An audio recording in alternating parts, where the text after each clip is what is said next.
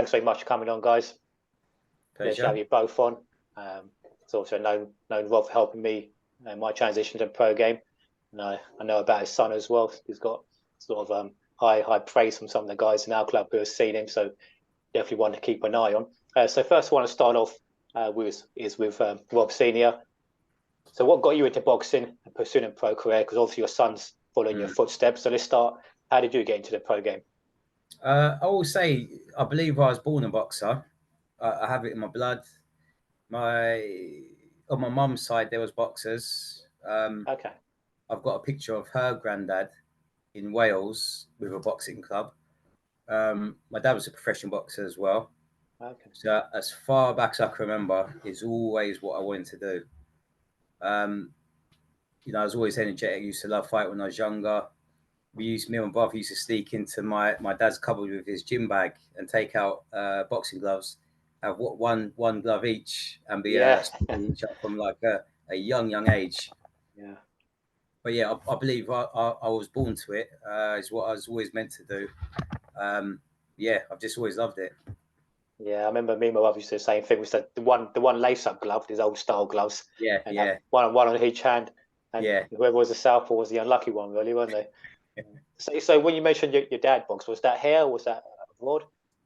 My dad's Jamaican born, but he boxed professionally in England. Okay. I'm not sure if he started amateurs in Jamaica or England. I'm not sure, but he had his pro career over here. Yeah, it's interesting. We always say in our language that the blood talks. It's true that it often comes out, doesn't it? In the children, the grandchildren, we follow the same sort of path. So I know you've done the Prizefighter. You won the Prizefighter. You came in at short notice and won Prizefighter. So I mean, can you share the defining moment in your boxing career and also discuss the Prizefighter experience? Because I know you mentioned on your Instagram about a missed opportunity after that. So tell us more about the Prizefighter and the boxing career there. Firstly, you say defining moment. I wouldn't say it was Prizefighter. I remember, I think I was ranked about 25 in England, and I had the opportunity to box James Hare, who was ranked number 4 in England at the time. Okay. It's a massive jump up, and I think I trained for 3 bad weeks for it. I remember I had a strained pec. I popped my eardrum sparring the week before, and I had a bruised knuckle, so I couldn't close my fist properly. And I was with Adam Booth at the time, and he wanted to pull me out the fight. But I said, no, leave me in. I'll get through it and win. That's what I do. So he kept me in. I boxed him and I won. That was live on Sky. I think that was my defining moment because I went from 25 up to 5th in Britain. That for me, that was my most memorable moment. And he was former Commonwealth champion and former WBF, I believe, champion. So that's my most defining night, I believe, against the odds as well, against a really good former champion. And then with Prizefighter, again, to go a bit deeper into it, I didn't have a trainer at the time. And 3 weeks out, I was only a reserve. But 3 weeks out, I didn't have a trainer. I wasn't training properly. So I was umming, like, should I still stay in or should I not? And I text Adam, and he told me to come up to the gym. So I went up there, trained with Adam for 3 weeks. Yeah. He had George Groves in the gym at the time, so I was sparring all George Groves sparring partners. So it worked out perfect for me. Went there on the night, and I believe it was 20 minutes to go. Someone fainted, JJ Bird. So they come into the dressing room, flipped the coin. I won. It was a different format. I had to wrap my hands quickly. Yeah. And the format, I think it's the only time they've done this format. We went into the ring and they pulled the names out of the cup while we was in the ring. Oh, and right. I come out second against Takalu. So then I had to stay in the ring. But because I had to rush and wrap my hands, I did no warming up whatsoever. So I had to take on the favourite stone cold. So I had to warm myself into it first. So the actual first round was your warm up. First round of the fight. Yeah, literally. But that was another memorable moment. So how did you handle that then? That short, was it better then? Because you don't get time to think or get nervous. You just go straight in there and fight. How did you handle that? I've never been one for nerves. I can remember my first amateur fight. All day of my fight, I was nervous. As soon as I got to the venue, the nerves went. I never felt nerves ever again. People used to say to me, like, "You look like you're going on holiday." I'm quite laid back, so I've never suffered with nerves. Well, that's quite interesting because a lot of people do suffer from nerves. Majority of people will. Yeah. So what would your advice be to handle nerves then before going to a fight? For most people who I speak to, suffer with nerves, it's just dealing with them and managing the nerves, not letting it overcome you, get the better of you. It's different people. It's going to be different strategies. Rob used to get a bit of nerves, but as long as we found, don't put too much pressure on him, make it like a happy situation where it's more fun, and then he kind of shakes him off like in no time at all and just gets down to business.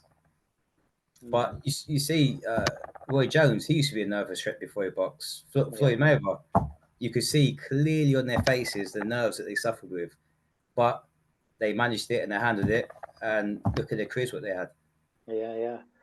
It's a tough one, isn't it? Because you see so many guys that they prepare and but when they get to a fight under those lights, sometimes it just doesn't happen for them. Those nerves get better. So it's always interesting to find out.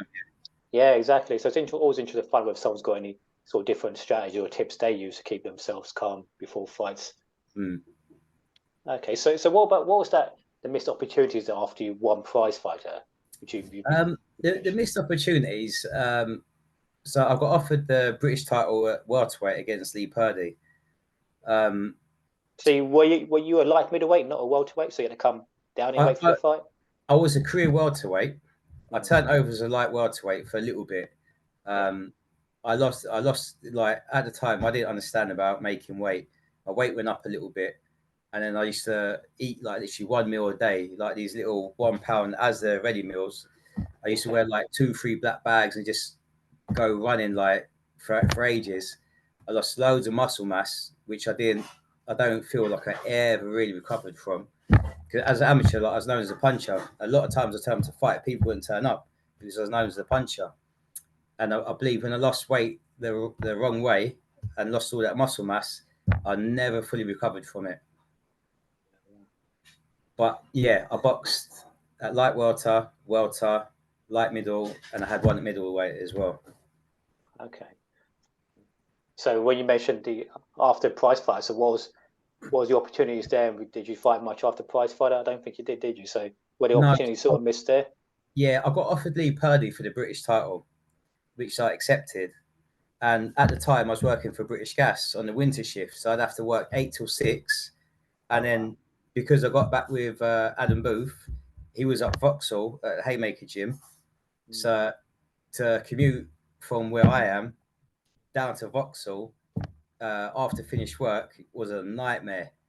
So I managed to agree with British Gas.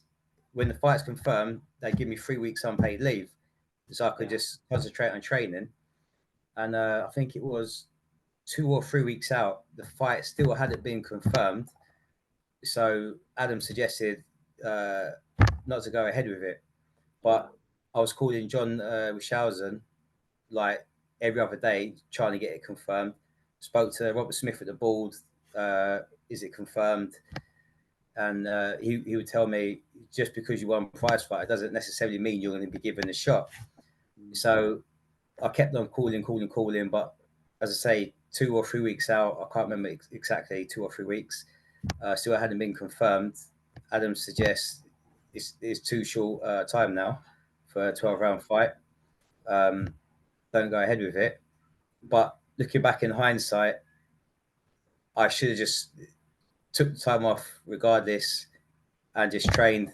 I mean, come off perfect. If not, it's only 3 weeks. And then after that, I was offered Brian Rose for the British title at light middleweight, which I accepted. The deal was quite poor, to be fair, but because it was a British title, I accepted. And all of a sudden, I see he was boxing Chris Coleshaw, the southpaw from Scotland. So again, I got messed about with that one. And then my next fight after that, I was fighting on a small hall show on a ticket deal, not getting paid. So after that, I was like, I just went back to work for a bit. Yeah, it's tough, isn't it? The business side of things. Yeah, at the age I was, you're taking time away from the family and from work to fight to not get paid. You know, it didn't really make sense. Not at that stage of my career. Yeah. Okay, so Rob Jr. So how was growing up around boxing, having a father who's deeply involved in the sport now, because his dad's now a coach and a manager? How has that influenced your decision to become a professional boxer? When did you decide this is what I want to do? You know, I've never really been into boxing when I was younger. As a kid, I always used to like football or, you know, the other sports. I didn't really like getting punched in the face when I was a kid. So was it being punched by your dad? Yeah. But I was always quite good as a kid, I thought. Like looking back at all the videos, I always thought I was quite handy. But I wanted to play football, just, you know, spend time with my friends when I was younger. Until I started getting to the gym around high school. So I was about 14, 15. But I was still messing about, just in and out, not really wanting to do it too much. And then when I turned 16, I thought, you know what, let me take it serious. So I went into the gym, started training hard, started improving quite quickly. So I thought, yeah, this is what I want to do. So I don't think growing up around boxing has really made much of a difference to me wanting to box, because if it did, I would have been boxing from a very, very young age. So I feel like this is something that I wanted to do personally. So no other influence around me personally. That's what I believe. Yeah, it's interesting you mentioned you played football as well, because I've found the kids who play football, they seem to transition to boxing a lot quicker, maybe because of the footwork involved and the balance. They transition a lot quicker. So maybe it was a good thing, you're playing other sports. And also, sometimes you get kids, they get pushed into the sport too young. By the time they turn 16, they don't want to do it. So you start a little bit later, 14, 15, 16. It's your decision more. Yeah. I think what it was, sorry to interfere, I used to take him to the gym and he seemed like he used to love it. And then I decided to make a comeback. So then I started training again. So his mum had to take him. And then when I disappeared, it's when like he just, I don't know what happened, but he just wasn't into it anymore. So I left him alone, left him to his own devices. Then when I got a gym before I got the gym, when I started getting into trading people, I said, why don't you just come down, just because it's not far from where he's living. So if you just want to watch, just come down, spend a bit of time, and that's how you got back into it. Yeah. No pressure. Because I often see, in my amateur club as well, children sort of forced in by their dads after a few years. That's the worst thing you can do. Yeah, they'll say no and choose to do something else. So Rob Senior, so I mentioned you're a boxing coach and a boxing manager. So what inspired you to transition from becoming a professional boxer to now becoming a coach and a manager? Did it have anything to do with your son becoming an amateur and then pro? No, I always believed that I'd stay in it. It's just like my dad, because my dad trained me for the first half of my career. So I always believed once I finished actually fighting, I would remain in sport as a trainer. And I think it was a year before I actually retired, I got my trainers and managers licenses. Okay. And then I was approached by my first pro, Mitchell Preedy, asked for advice and then some help, and just transitioned from there. As soon as I started it, I loved it. I was training Mitchell, and then I started helping Adam Booth at his gym a little bit. So I used to help out with Andy Lee, Ryan Burnett, Richard Towers, Dion Juma, and a couple more. So that was good starting off with. And then after Mitchell, I had a lot of guys from his gym get in contact saying they want to come down. So in space of no time at all, I had what was it, eight to 10 boxers that I was helping. So how does it compare to being a fighter? Which one do you prefer? Being a coach or manager, watching from the sidelines now, or actually getting in the ring and fighting? It depends on what stage you'd ask me. Like if you asked me when I was younger, it would be fighting. But as I've moved away from it, I'm so far away from actually fighting now. It has to be the coaching. But the coaching is a lot harder. Like when you're training, you only have to look after yourself. Yeah. As a coach, you know, you got a baby, like whatever amount of boxers that you have at the time, any issues they have is your issues. So as a hell of a lot more time goes into it. Yeah, you're still young, aren't you? When you early 40s, mid 40s? Yeah, 43 now. Did you not like jump in the ring recently last year? Did you fight? Was it Yeah, that was just a little charity bout. So I didn't train for it. I just jumped in and done it. I wasn't that easy for you. Just jump straight back in the ring. No, I knew the guy I was fighting as well. I actually I done an exhibition with him before when I was younger. He's unlicensed boxer. And I was gonna have another fight on the Wicked and Bad show, but because of my professional licenses, I would have put them in jeopardy. So I had to step back from that. Okay. And then last week, one of my boxers got a puncture for sparring. So then he couldn't turn up. So I stepped in. Like, I don't train at all, nothing at all. Yeah. Jumped in, sparred, and on my third round, I saw a picture on Instagram saying about you asking about you are. What happened there? Was it sparring? I tore my bicep. Oh wow! So then, I had to have a bicep reattachment surgery. So was it a full rupture? Was it? Yeah, full rupture. So also come recovery time and that a few months at least, isn't it? Yeah, it's 6 month total recovery. 3 months I got in the cast, not cast in the sling. And you were sparring quite regularly before that? No, because I don't have time because I work. I've got a family, other commitments, and spending time with the boys in the gym I don't have time to do anything myself. And this is what I say, like the amount you give like to the boxers, you know, they got to be given the same in return. Otherwise, the magic don't happen. Exactly. So Rob Jr. So how does having your father as a coach impact your training and approach to each fight you have?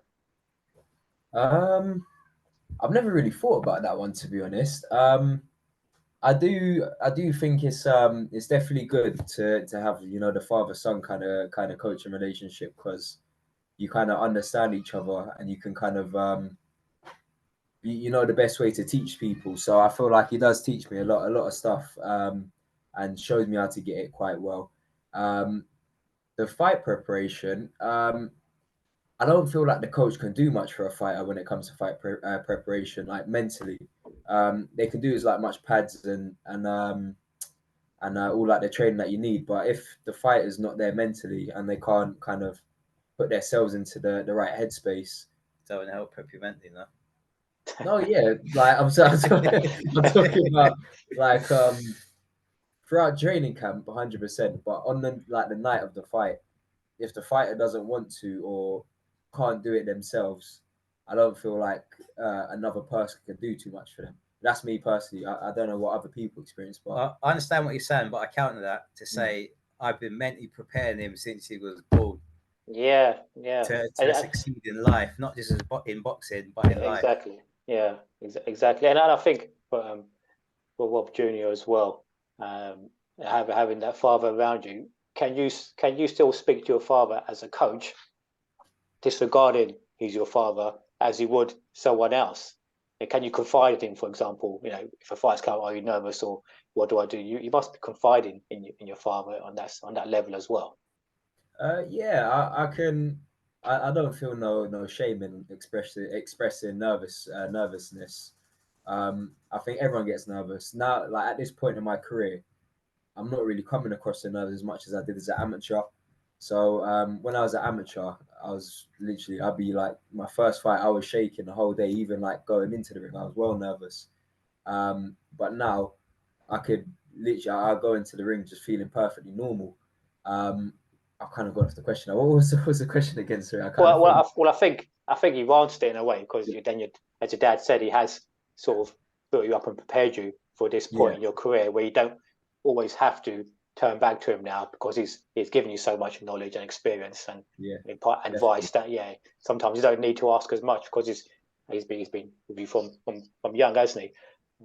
Okay, so Rob Senior. So you mentioned you coached a number of fighters working alongside Andy Booth. So could you share some of the key principles and values that you emphasise as a coach and mentor to aspiring boxers? And has that sort of changed from when you were a pro boxer to now being a pro coach and manager?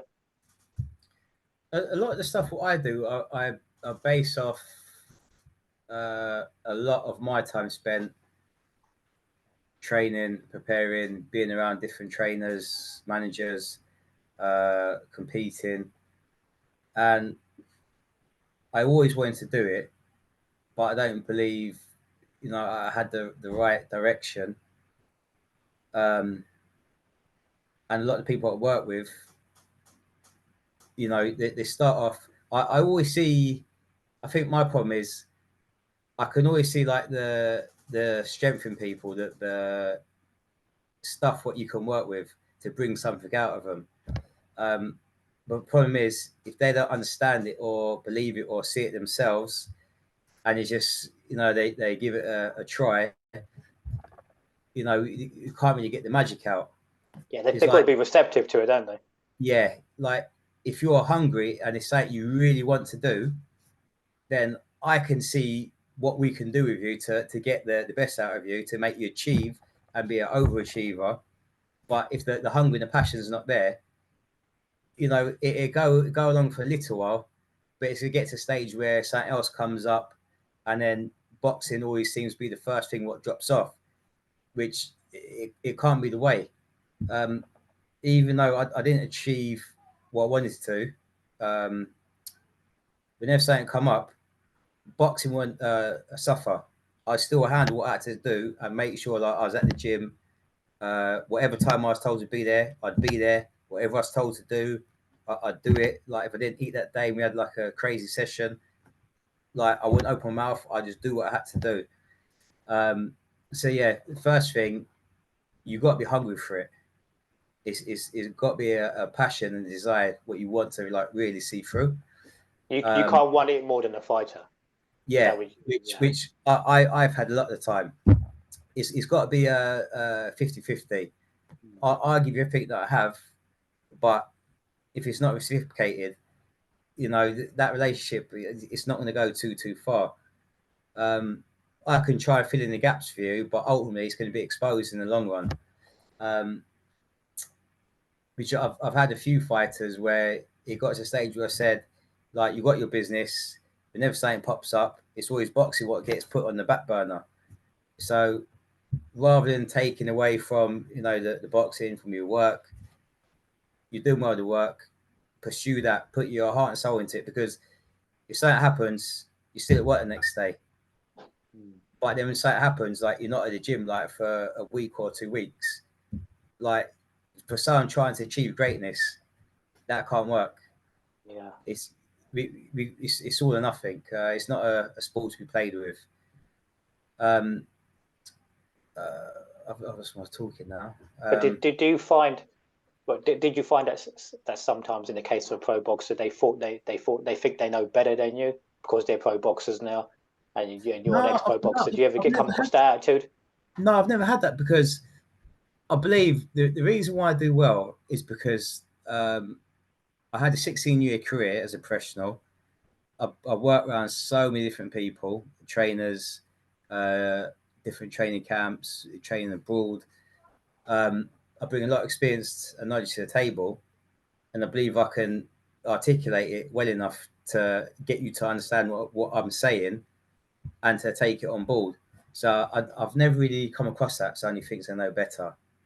That's very important. What you mentioned, being able to articulate how to box, how to become a teacher. It's a different skill, isn't it? Yeah. I mean, I wouldn't say I'm the greatest communicator, but when it comes to boxing, like I can explain to you what I mean, and then I can demonstrate it and get you to play out what I'm explaining, so you can actually feel for yourself what I'm talking about, and then you can feel the difference, and then you buy into it.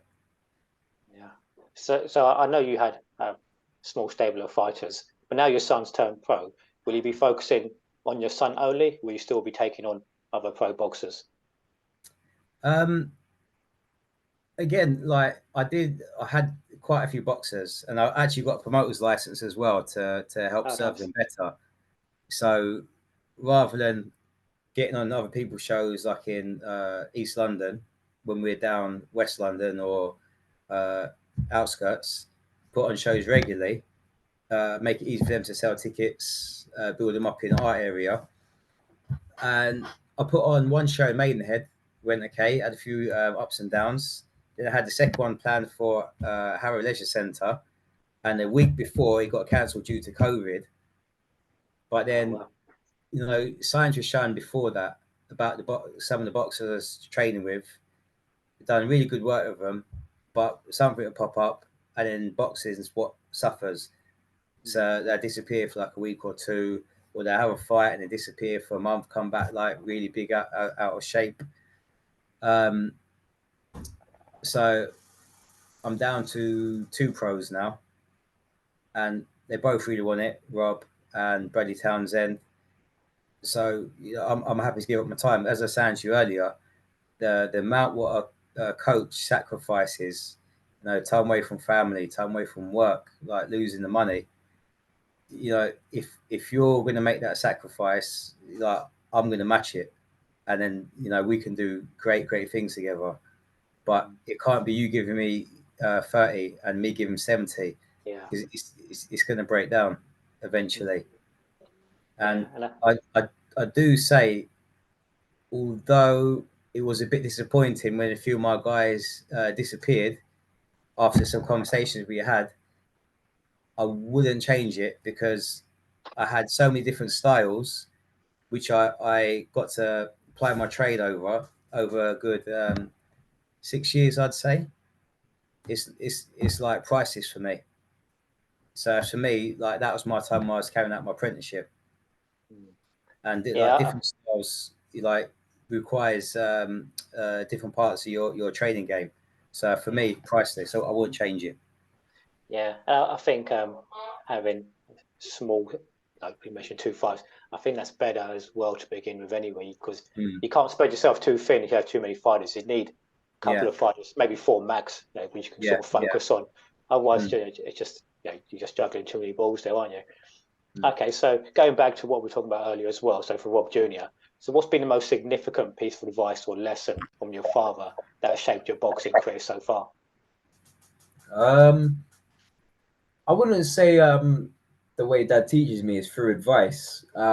It's more kind of showing me what to do and kind of showing me how to execute it. So I mainly learn from seeing how to do things. I don't really receive things too well through explanations. So everything that Dad teaches me, he always shows me how to do it perfectly, how to execute it. Like kind of just how to deal with things. So I don't feel like there's much advice that I get, but I get a lot of parts to my training that's worth more than advice, if that makes sense. So it's how like our training and trainer relationship is. That's how I learn. That sounds like your dad would say, "Just get in the ring, 6 rounds of sparring, I'll show you how it's done." He couldn't do that anymore. I'll beat him up now. Yeah. All right. So Rob Senior again. So how do you manage the balance between being a father and a coach in your relationship with Rob Jr.? I mean, are there any challenges, advantages? I mean, I was speaking to Billy Briscoe, who's perhaps one of the brightest minds in boxing I've spoken to, an amazing mind out in Philly. And he has a son who's also a pro boxer, and he mentioned there's 2 types of fathers to pro boxers. The first father, he thinks his son can beat Godzilla and King Kong on the same night, and the second type of father, he's too conservative with his son. I know he's a bit more cautious. So, which of the 2 do you fall into? I've never been protective of Rob, and this is one of the comforts that I have. Like, I can put him in with anyone and not worry about him. He's fought some big punches as an amateur, and didn't phase him one bit. When he was a kid, he used to spar my pros, and they used to beat the hell out of him. And at first it might be a little bit tough to watch, but you got to go through the process. And you're not going to get in there and people hitting you like pillows. It's a serious business. So it kind of strengthened him from a young age. He's strong within himself. I forgot what the original question was, sorry, Face. But it sounds a bit like Roy Jones Jr. and his dad, doesn't it? Put him in with pro fighters when he was a young. Yeah. Just take a beat and you'll learn. Yeah. To go back to the. So how do you balance it? So how do you balance being a coach and a father? I don't really separate them or integrate them. It just, if it's in the gym, I'm still his dad, but I'm coaching him. I think the only thing where issue arises where I'm trying to do better is I have to realize that he's a man now, and sometimes I can still treat him like he's my baby boy, and he might not like sometimes where I speak to him or treat him, or I got to step back and think, oh, I'm doing too much for him. Like, he's a man, he's got to step up and do it himself. I think that's the only kind of obstacle that I hit. But after reflecting, it's okay. He's his own man. He's got his own opinions now, and I can't speak to him like he's that little boy anymore. So I try and speak to him on I'd say a bit more of a man-to-man respect now. Yeah, maybe it goes back to what we were saying about being a coach. You essentially are a father figure, regardless whether it's your son or not your son. You are like a father figure, aren't you? Mm. Okay, so Rob Jr., I think, can you describe the experience of having your father in your corner during a fight? I mean, how does that influence your confidence and performance? I wouldn't say it influences confidence in performances. I'm quite confident myself, but it's always nice to have that little extra bit of security. Just know that like your coach is your dad, someone that's been there for you since you were young. That's always got your best interest in heart. So that's like a very, very comforting feeling. But I'm always quite confident myself. I always believe in myself. Always try to do best. So I don't feel like that makes much of a difference. But in terms of training, all the knowledge, bringing out the best in me, that's the comfort that brings. Yeah, that's the key term, actually. You mentioned bringing out the best in you. Having your father there in your corner, he's one person more than anyone else who wants the best for you and can bring out the best for you. So that's a huge advantage, isn't it? And he knows how to push you as well. So that's the best thing. He knows you personally, knows how you kind of receive things, how you improve quickly. So knowing the fighter as well as like dad knows me, I feel like it's very, very, very important. That's a lot of error. Mm-hmm.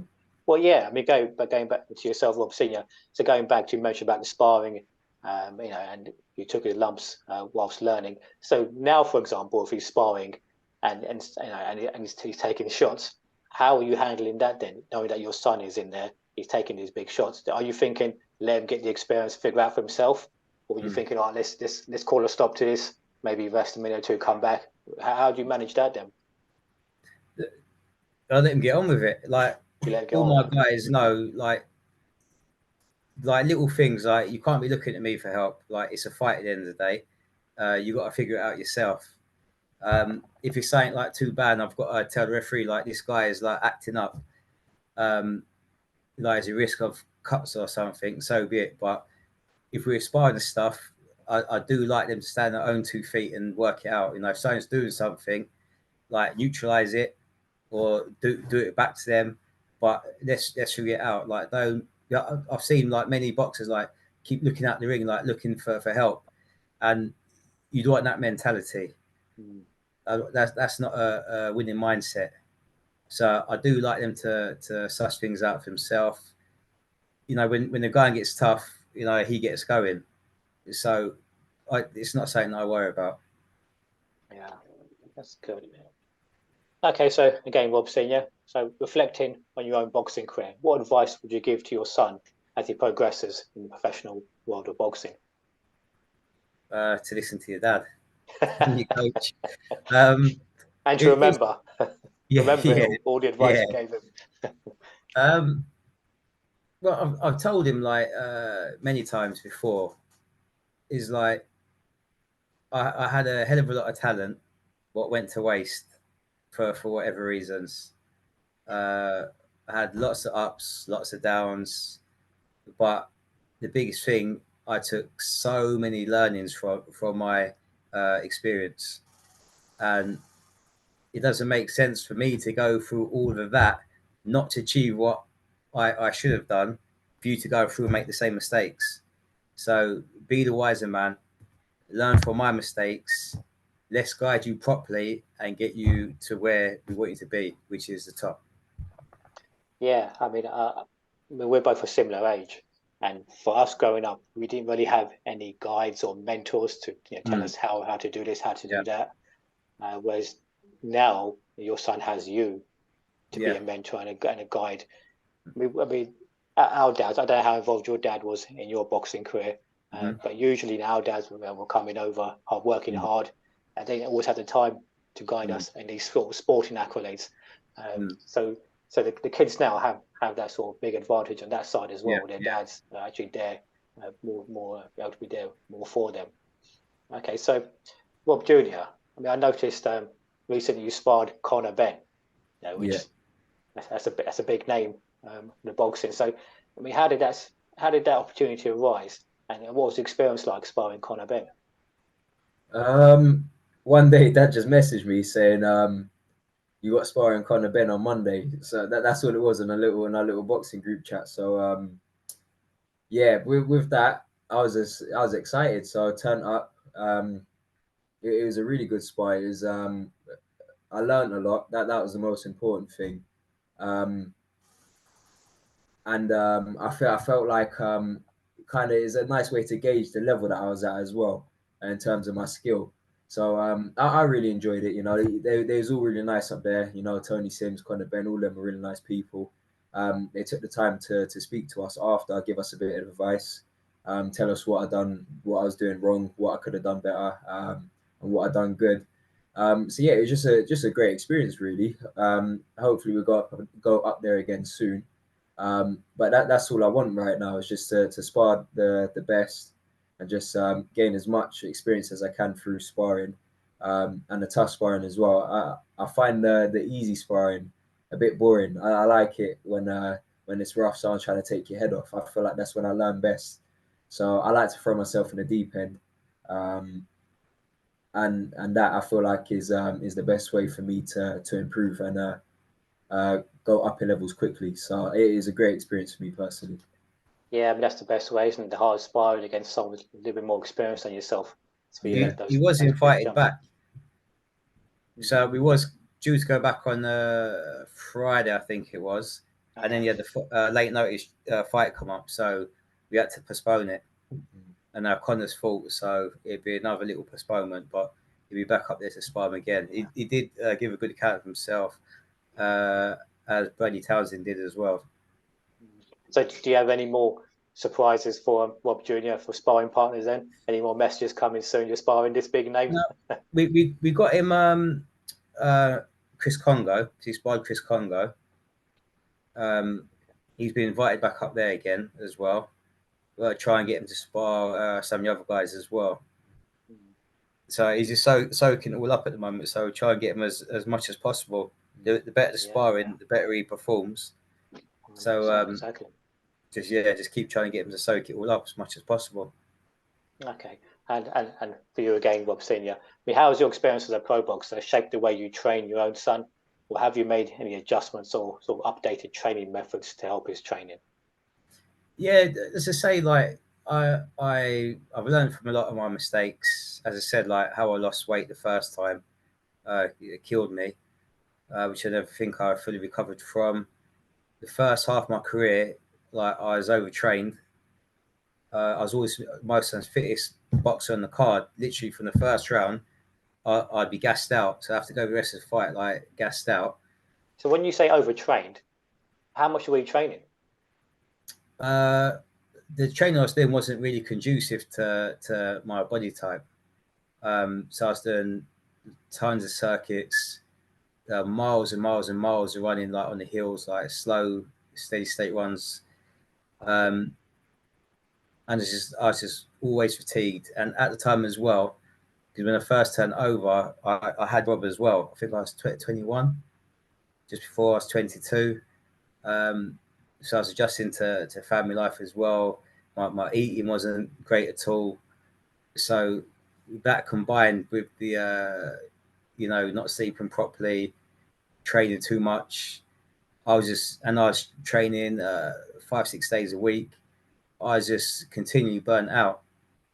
But at the same time, I learned how to hold myself well. Like even though I was tired, like even now, like if you told me to box someone 10 rounds, I could go through it. Because I know how to look after myself and get You've myself. got that experience now as well, haven't you? You can sort of control the pace of a fight. Yeah. Yeah. So I can pass it on to my guys without them going through that experience. Little things like that. I didn't start doing any weights until I was 25 when I went to Adam Booth. So I understand the importance for some people for the strength conditioning work. That's an art in itself. What I do say, you brush it a little bit earlier about the lifestyle that we used to live. Like when I was a child, on my state, we used to do different sports in the season. So we'd be doing football, running, cricket, we'd be climbing trees, riding bikes, throwing things. So we was always quite well rounded. But a lot of the kids now are quite sedentary, playing computer games, rolled over. So there's a hell of a lot of imbalances there. And what I've learned over the years is I can be asking someone to do something, show them how to do it, taking them through how to do it, but they physically can't do it, and you're scratching your head. But then when you look deeper, it's because of the actual imbalance that they have. Their body is not allowing them to access that position that you're asking for. So it is an art to ascertain what the actual weakness is and resolve it. And then often you see a little bit after into the training to repair it, they can actually do what you're asking them to do now. So that's another learning what I've brought in. And as I said before, having so many different styles of fighters was brilliant for me because you can't train all fighters the same. Yeah. You have to train them as individuals, and that was great for me to be able to train so many different types of fighters: tall, short, aggressive fighting, counter punchers, boxers. So for me, it was priceless. Yeah. Okay, so Rob Jr. So who have been your boxing influences outside of your father, of course, when it comes to your style of fighting? I wouldn't say my style was kind of similar to anyone. I like to say I have my own kind of unique style. But all of my favorite fights, you got James Toney, his type of shoulder roll. You pick little parts from his defense, and then maybe a little bit from Floyd Mayweather's defense, bit of Shakur Stevenson, Roy Jones. You kind of take little tips and tricks from other fighters, watching all of these great fights, and you kind of just add little pieces to your game. Well, you don't add them to your game, but you sit there, you watch it, and you try some of the stuff that they do in the gym. Yeah. So that's kind of what I like to do. But in terms of fighters, I'd say probably my favorite of all time has got to be Roy Jones, and then as of now, I'm going to say either Gervonta Davis or Shakur Stevenson. So they're some of my favorites. So I like to take a little bit from. So how would you describe your style of fighting then? I'd say I'm a bit of a counter puncher. I like to fight back foot. You know, I like to box, but I can fight on the front foot. I can fight up close. So I like to say I'm an all round fighter, but my preferred way to fight is kind of that mid range to long range, just kind of having a nice little boxing match, a little chess match. That's my favorite. I think it's important as well to be well rounded. If one thing's taken away from you, you've got to be able to adapt. And if you're not well rounded, you're going to be left wanting. Exactly. Yeah. I think he's finding his own kind of style now, as he's getting more happy and confident. It's kind of similar to David Howard, say, like off his recent performances. He's kind of looking, especially with the hair as well. You say David Hay? Yeah. Okay, that's interesting. So, similar question to yourself, obviously, Jess. You know your son's personality. So, is that coming out in the way he fights? Yeah, I'd say so, because he's quite laid back like me. And you do see the like cool, calm demeanor, laid back. But then when he lets his hands go, he's explosive. So yeah, there's that mix and blend there. So he's cool, calm, calculated, but when he's ready to go, you know, he can mix it up. Yeah. So you mentioned being a versatile fighter. So are there any boxers, you yourself as a coach, whose style and techniques that you sort of studied, incorporated into your own son and your own type of training? I wouldn't say like I take things and incorporate into other boxers. I like to look at the fighter and see what works best for them. Like I vision myself fighting them, and because I'm not too far from retiring, it's 7 years, I think. So I can still envision being in front of that person and what's going to work best for them. It might be something what a previous fighter possesses might work well for them. So then we might try and incorporate that, but not particularly I would take this and give it to you. It'd have to fit the mold. But my fighters I've always loved to watch is like Sugar Ray Leonard. He's my favorite of all time. Muhammad Ali, Fantastic Four, Fabulous Four. We grew up in that great period, didn't we? Yeah. And nowadays, I do like Tank. Tank is probably top of my list now. Yeah. So Rob Jr.'s a welterweight, is it? Yeah. So Rob Jr.'s a welterweight? Yeah. So what? It'd be more of a super lightweight for championship level. Okay. And unless he continues growing. Okay, so he's a similar height to yourself as well. I'm taller than him. By a fraction, just a little inch. But for welterweight in today's era, he's tall, isn't he? What, 5'11", 6 foot? Yeah, 5'11". Yeah, I'm taller, and I'm tougher. And I've said before in interviews, I've told him, you're going to do better than me, but you can't be better than me. You talk big, but I still whoop his ass. He's saying that when he's got a bicycle, you say he can't do anything about it, isn't it?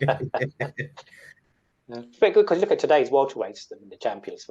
Terence Crawford 5'8", Errol Spence 5'9". Going back, Robinson, he was like 5'11", but today's ones tend to be a little bit shorter.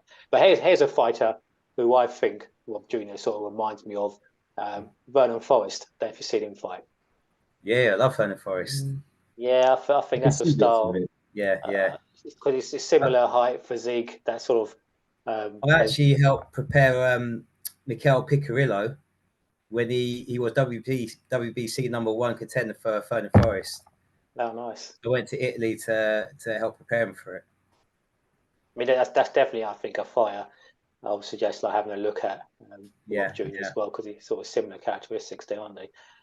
Okay, so going back to those old fighters now as well, with both of you, Rob Senior first. So who would you most like to have fought?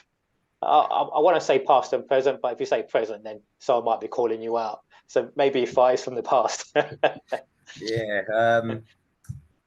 I don't know. I've never really been into the what was it Difficult called? matchups. Yeah. I don't know. I'd like to say like a Roberto Duran. Like it's a good mix of styles, I think. Yeah, I'd say Roberto Duran. And like what he done, if you look at it, the small details, it is like excellent. It is, yeah. Mm. He's definitely one of, I think, top five. 119 pounds starting out, going up 160, being a bigger Barkley when he's in his late 30s as well, almost beating Marvin Hagler, maybe the greatest middleweight of all time. Yeah, Duran, definitely top five there. So how about yourself, Rob? I suppose you've got to be careful with this one, you're picking past and present. So let's start from the past first. Who would you most like to fight from the past? I've never really thought about that, to be honest. There's so many big names out there that I like to watch and admire. So I'll probably say I'll go with my favorite, so Roy Jones. But for present, I wanna be able to fight everyone. That's my goal. I want to make it to the top, and I just want to make the place exciting again. Just making all these big fights. That's what I want to do. I like challenging myself, fighting high level people. That's what I like to do in sparring. So I like to do the same when I'm fighting. So I'd like to anyone with a name. I'd like to fight. I say what would make a good rivalry, not as a sense like a good rivalry, but a good clash of styles. Because I believe like they're both gentlemen, they both carry themselves well. But I think they'd be about the same weight is Junior and Campbell Hatton. Okay. Like interesting. I'm steering Rob towards Matchroom, his zone. So I think that would be a good little rivalry there. Building them up, coinciding together, and then further down the line, big clash. Yeah, that's an interesting one. Yeah. Well, I'm sure Rob is going to continue to improve, continue to win. I think he will get those big names in future, without a doubt. Okay, so this is a question some of the guys have been asking. So what are the issues as a pro on the business side of boxing? So some of these boxers don't start out like going to the Olympics. They come in and have a major deal, jump into a major promotion.